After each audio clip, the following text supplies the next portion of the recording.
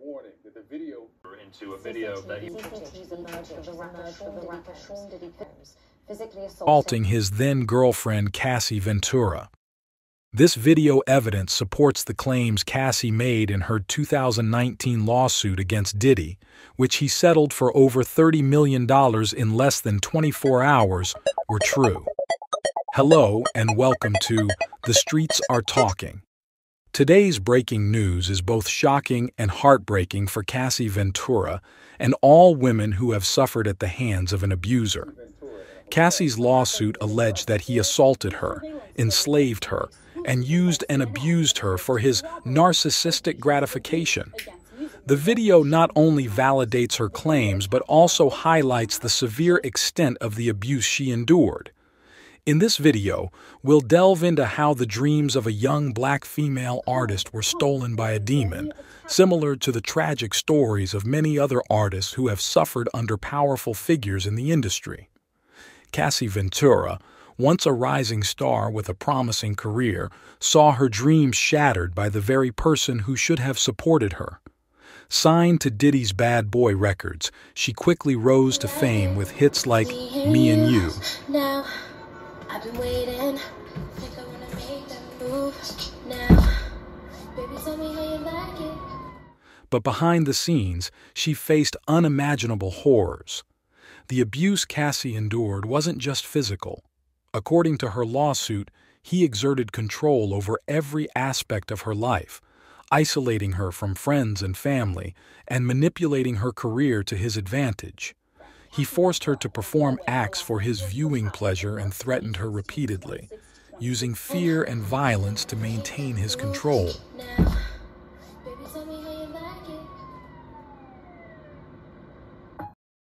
No, it's just love. It's enough brother in me that we don't need to. You don't need to add it. You see me and you just know I'm a brother. Love Diddy. You just love.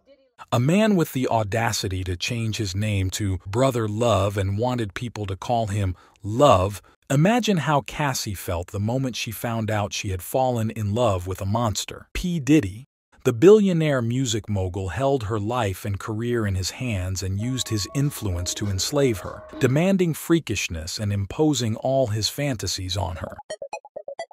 Stay tuned as we reveal exclusive information from a 2016 tape that sheds light on this mystery of why Cassie left the billionaire music mogul P. Diddy.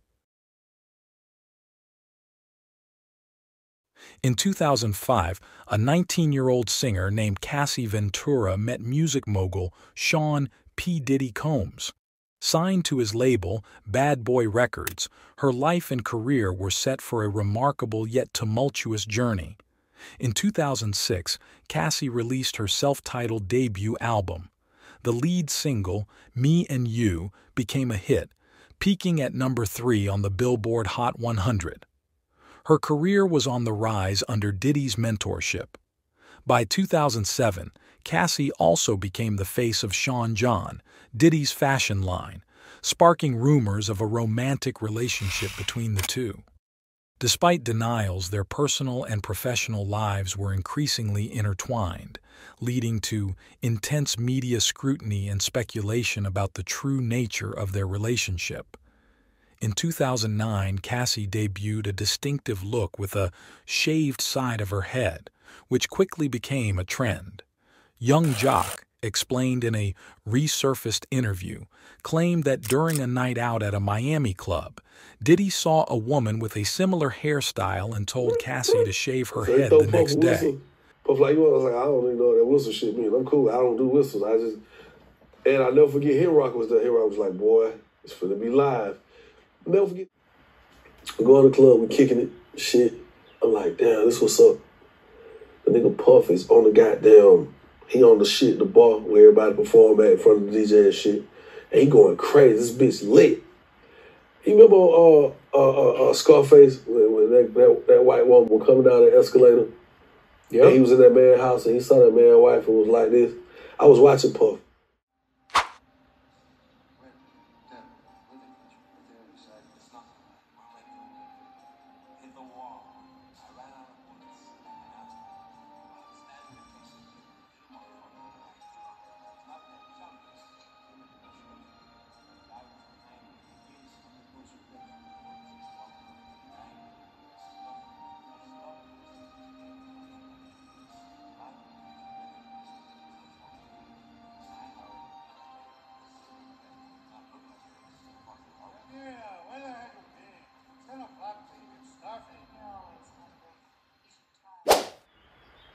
He saw this white woman. It was bottles on bottles on bottles around her. It was lit. Puff jumped out. Me and Cassie sit next to each other. My wife right here, Cassie right here. The nigga jumped off the bar, came over and said, yo, Cassie, tomorrow, I want you to shave the side of your head. And I was like, what the fuck kind of request is that? So when I'm like, what the fuck? So when I look up there, this white woman side of her head was shaved, my nigga. And the bitch looked good with it. So I was looking at Cassie. I was like, well, I was like, you're not about to do that, are you? She said, well, I mean, whatever Sean wants, I'm going to do it. Cassie complied, saying she would do whatever Diddy wanted. She later explained in an interview that she wanted to try something different and leaned towards a punk-inspired look. In a 2013 interview, Cassie mentioned that being around Diddy was incredibly inspiring. However, how she felt was far from inspired. Behind closed doors, she was being hurt in the worst way. She had to say something to the press. Cassie had to find the right time to escape Puffy. Their relationship remained a subject of intense media scrutiny. This incident, captured on a 2016 tape, sneaking out of the room barefoot, only making it as far as the elevator, before she is brutally assaulted by a man that was supposed to protect and love her. A damning video obtained by CNN and broadcast worldwide shows Sean Diddy Combs, also known as P. Diddy or Puff Daddy, brutally assaulting his then-girlfriend Cassie Ventura. This video evidence proves the claims Cassie made in her lawsuit against Diddy, which he settled for over $30 million in less than 24 hours, were true. Cassie's lawsuit alleged that Diddy assaulted her, enslaved her, and used and abused her for his narcissistic gratification. The video not only validates her claims but also highlights the severe extent of the abuse she endured. P. Diddy has a history of this type of behavior. He beat his wife Kim Porter, mother of 4 of his kids, just as badly as he beat Cassie. He did the same to another woman who has a child by him. Girlfriends and numerous other women experienced his wrath. In the surveillance video, Combs can be seen grabbing Ventura and throwing her to the ground. As Ventura lies Piers Morgan talks to Roger Bonds, bodyguard and security for Sean Combs. Well, Mr. Boss, thank you very much indeed for joining me. The actual level of violence has been very shocking to people to watch any man do that to a woman, particularly in such brazen public manner in a public place like that was even more shocking. That he had no compulsion about doing this where there may be cameras. But was that indicative of Diddy's general behavior towards women? In my light, I would say yes. In my light, I would say yes. It didn't surprise me when I saw it because I've seen things to this nature before. I've gotten in between things of this nature before. Ventura is seen picking up a hotel phone. Combs seems to walk back to the hotel room, then returns and appears to shove her in a corner. Moments later, he can then be seen throwing an object in her direction.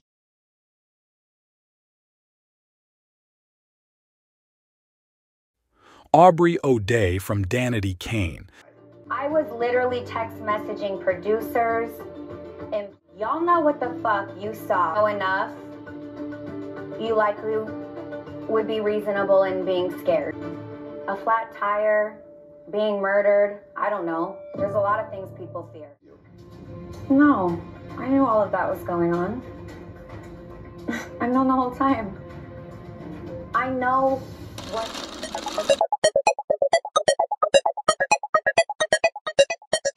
In this video, we'll delve into how the dreams of a young black female artist were stolen by a demon, similar to the tragic stories of many other artists who have suffered under this gatekeeper of black music.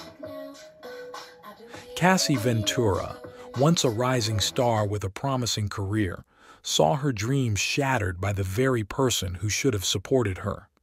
Signed to Diddy's Bad Boy Records, she quickly rose to fame with hits like Me and You. But behind the scenes, she faced unimaginable horrors. The abuse Cassie endured wasn't just physical. According to her lawsuit, Diddy exerted control over every aspect of her life, isolating her from friends and family and manipulating her career to his advantage. He forced her to perform sexual acts for his viewing pleasure and threatened her repeatedly, using fear and violence to maintain his control. When Cassie finally found the courage to speak out, Diddy moved quickly to settle the case out of court, offering over $30 million to avoid a public trial. This quick settlement speaks volumes about the truth behind her accusations. If you or someone you know is experiencing domestic violence or abuse, please reach out to the National Domestic Violence Hotline 1-800-799-7233. Many people have blamed Cassie with questions and statements like, "Why did she not just leave?" Overstand this. Cassie was 19 years old, literally a child when she met P. Diddy, who was over 35 at the time. Like this video, subscribe to our channel. Mogul as a vicious, cruel, and controlling man, saying she was trapped and held down by Combs' friend for a decade, and her allegations turned Diddy's world upside down. He was a seasoned industry veteran with vast knowledge, experience, and influence, and he used these attributes to groom Cassie at that vulnerable age. He had all the elements any normal woman would want in a man: wealth, fame, and power. But he also held her career and finances in his hands. Within a short while, he controlled every aspect of her being. This control is starkly demonstrated by her response when Diddy told her to shave one side of her head, an unusual and extreme request that she complied with without question. Critics argue she wanted his money, but Cassie had the talent to more than pay her way in this material world. Others say she desired the lifestyle, and why wouldn't she? Society teaches young girls to look out for a Prince Charming who will sweep them off their feet, protect them, love them, and treat them right, but not in Cassie's case. She fell in love with a monster. If we look beyond judgment and consider the spiritual aspect of her situation, Cassie's story is one of resilience and fortitude. She endured unimaginable horrors and lived to tell her story, providing hope to young and abused women everywhere. She embodies the truth in Tupac's words: "Behind every dark cloud, there is a brighter day." Aubrey O'Day from Danity Kane explained how P. Diddy and those around him used a systematic process of breaking down artists by body shaming and mental abuse, making you feel like you're not good enough. And I think I've ever heard, of course. Aubrey, as a member of the girl group Danity Kane. I don't know what the fuck you saw. Know enough. You likely would be reasonable in being scared. A flat tire, being murdered, I don't know. There's a lot of things people fear. It was very like training us to be good soldiers. Everything is just always about Diddy and whatever Diddy's narrative is over there. You're being told it from every angle. An excellent groomer. What happens is they start to let you know what's wrong with you. That starts to make you question. Rah-rah, you know, the bad, all the negatives. That's why the only offer I had after being fired on national television in front of the world as a child came from Hugh Hefner. And it was to do the cover of Playboy. If you do enough work on yourself, you can get to a place where you will be able to distinguish yourself from abusers and toxic situations. Anyone out there that has gone through that or is in that right now, please resonate with me. In this moment, you can distinguish every piece of it. You can separate them and you can pick what parts you are going to carry with you. So I wear this necklace for my ladies out there. I think it's because we were surrounded by a team of men. And I don't know that any of those men ever had our best interests at hand. Gene Deal confirmed what Aubrey says and added that Diddy had no long-term plans for Danity Kane. but to get the girls all high on drugs and pimp them out to his friends. In this interview for The Art of Dialogue, Gene Deal explains Sean Diddy Combs, his intention for Danity Kane. Bruh, he know who to do that. Disclosure. That means that if you work for them, you around them, you can't disclose any of the information about them. It's the same thing that he gave to all his artists when he gave them their publishing back. I'm going to give y'all publishing, but y'all can't talk about Janice Combs, Justin Combs, Sony, Bad Boy, or anything that happened. Y'all can't talk about none of that. But there's some artists that didn't say anything, that didn't sign it, and they able to talk about anything they want to. And I think that's those girls that was, I think, Danity Kane. I think a couple of them didn't sign it. And boy, oh boy, they probably gonna go after him too. Because I heard him, and I'm giving you this, Aubrey. He stood up there and he said in front of a lot of people, we were in the studio, and I said something to him and walked out the studio. He said, yo, I'm going to drug their ass off and pick them up and pimp them out to my nigga. He said, I'm going to drug them out. I'm going to get them all on drugs, and I'm going to pimp their ass out to my nigga. I was like, there's somebody kids, and walked out. And there's somebody that heard me. It's somebody that heard me. I mean, well, it's not only somebody that heard me, it's somebody that I know who was in the studio at the time that happened, and I still talk to him today. And we were just talking about that the other day. He done moved back to Indiana. I don't know why. I'm going to give you that one. He said he was going to drug them all out and pimp them. Subscribe to our channel for more breaking news and in-depth investigations.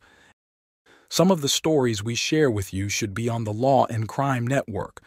Their philosophy of do what thou wilt, as practiced by haters of God and men, demons like Diddy and his cohorts must have thought because he has money, power, and influence, he could do what he wilt. His chickens have come home to roost. What's done in the dark will come to the light. He has 7 lawsuits against him, filed by men and women all claiming SA abuse of some kind. At present, our attention is on Sean Diddy Combs. His houses in Miami, New York, and Los Angeles were raided in March. Homeland Security confiscated electronics, laptop, and phones. Justine and Christian Combs were arrested in their Los Angeles homes but later released. P. Diddy and his sons all have pending lawsuits against them for forcing women to do things against their will. Cassie was under the control of a demon in the guise of a hip-hop artist, draining the life and soul out of anyone with artistic talent who sought to work with him. This demon used their dreams and desires to ensnare them, leading to numerous mysterious deaths of famous personalities, including Tupac, Biggie Smalls, and Kim Porter. The artist in question has faced numerous allegations over the years, reinforcing the metaphorical depiction of him as a manipulative entity. Cassie Ventura, his former partner, filed a lawsuit in November 2023 accusing him of rape, sex trafficking, and domestic violence. Cassie claimed that Combs physically abused her, coerced her into sex with prostitutes while he watched.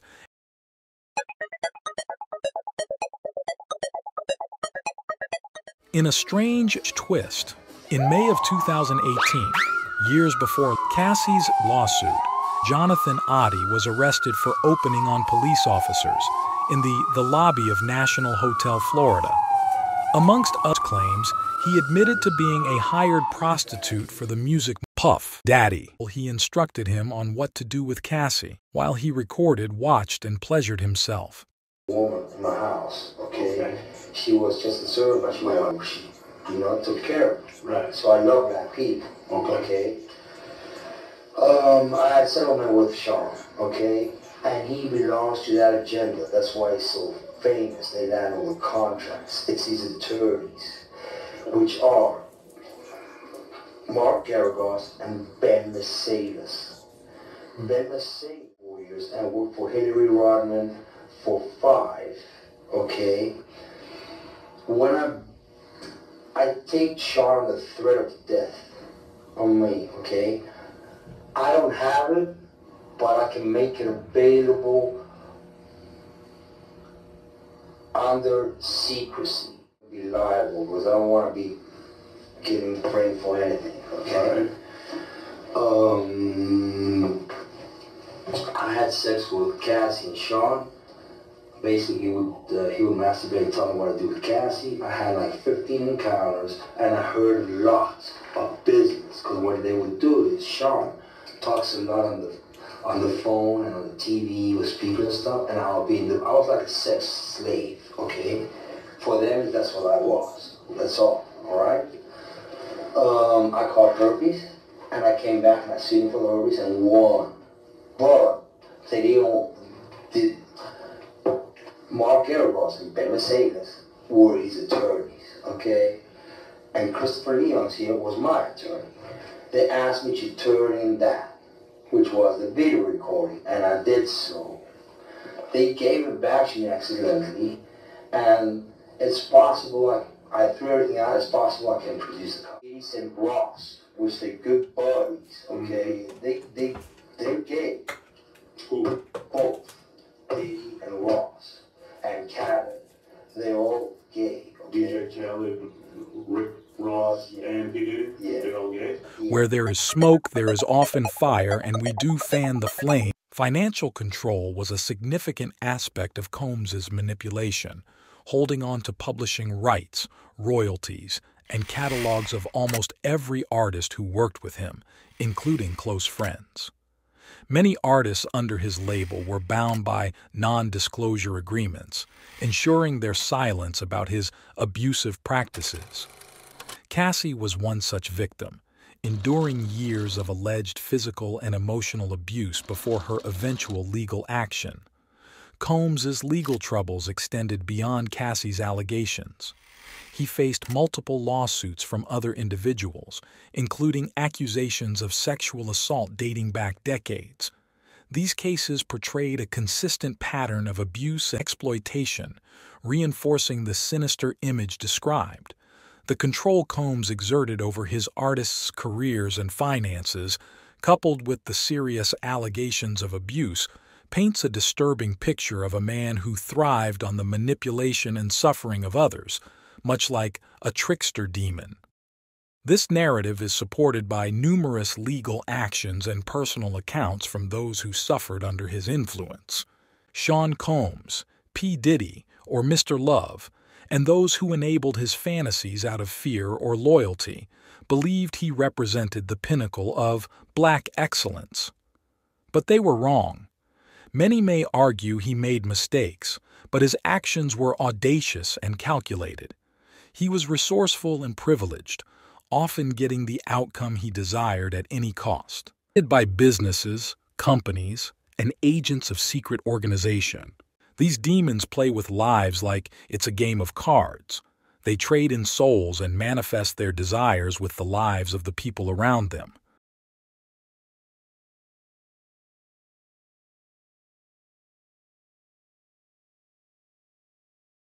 Listen to this from Adi.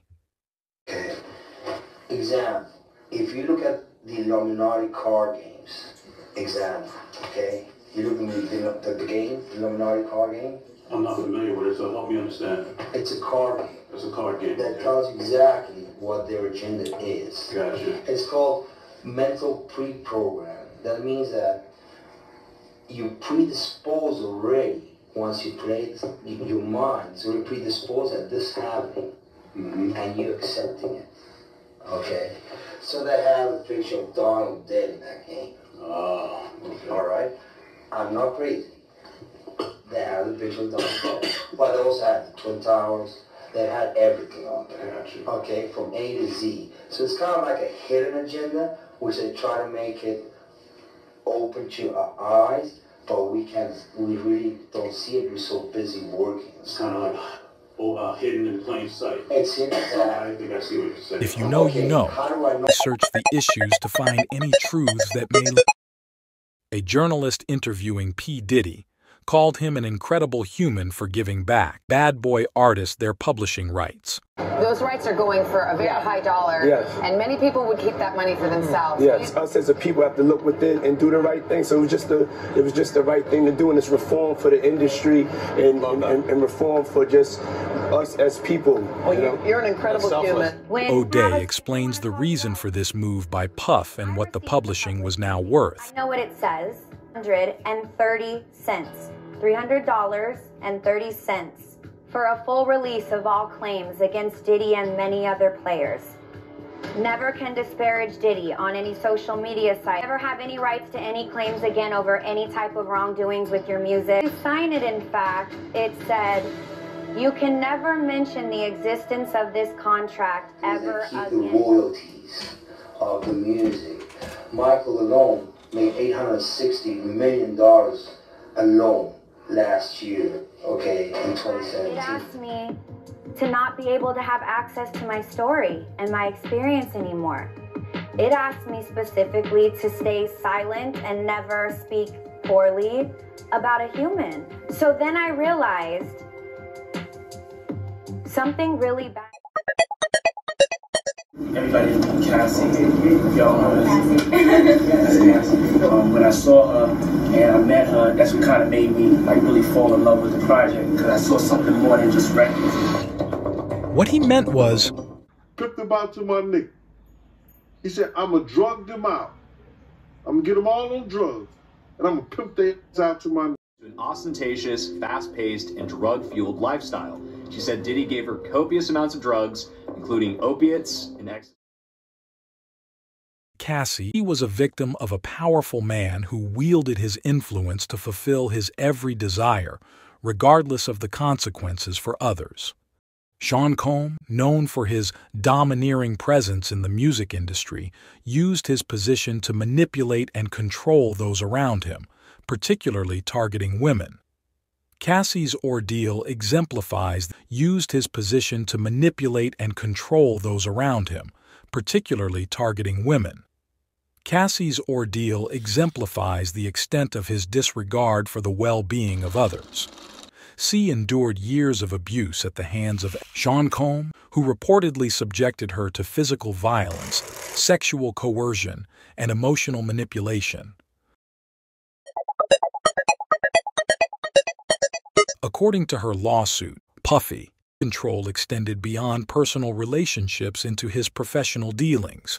He retained the publishing rights, royalties, and catalogs of almost every artist who worked with him, ensuring their financial dependence on him. This financial manipulation was another tool he used to maintain control over his artists, exploiting their talents for his gain while leaving them vulnerable and powerless.